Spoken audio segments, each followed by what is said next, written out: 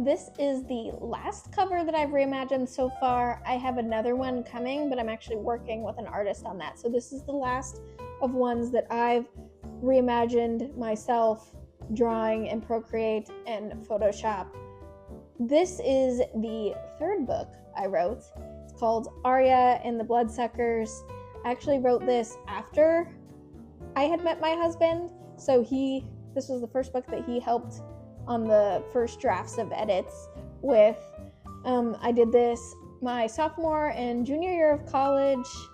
I was still in the YA space for this one, hence the tagline at the top.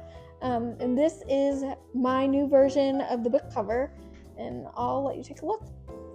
For this cover, I really wanted to take it in a colorful direction, and I also wanted to incorporate some things from the story because I feel like past iterations had been very different from what the story was and didn't really highlight what it was about. So like in this one, I've hidden some like Easter eggs, like the tattoo on the back of her neck. It's in the story. I did include a bat just because vampires. The castle, the vampire castle in the forest, the cemetery from one of the earlier scenes in the book. And then I just thought it was funny, I put garlic in a silver dagger there.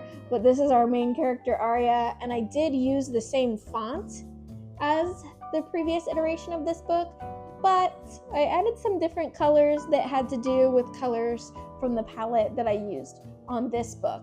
So this was the previous cover. You can see that the font's all kind of the same, but I did have some AI assistance for this one, and I really want to get away from AI use in my covers, which is why I've switched to drawing, and I've been working on drawing and practicing drawing, and why I've hired an artist for the new cover for Rose.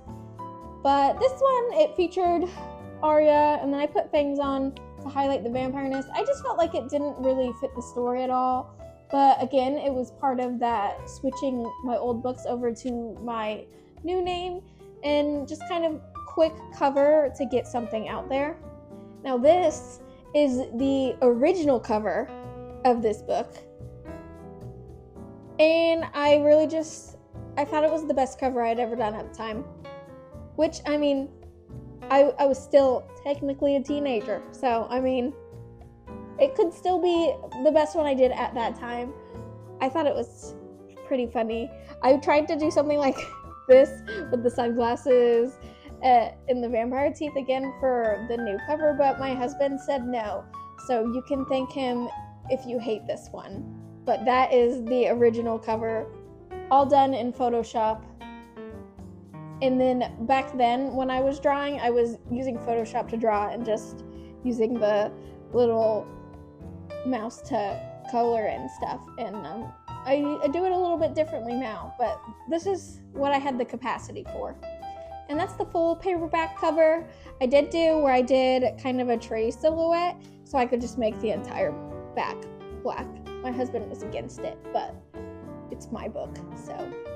If you'd like to read it, it's available on Kindle, Amazon, Nook, and BarnesandNoble.com, but here is the reimagined cover.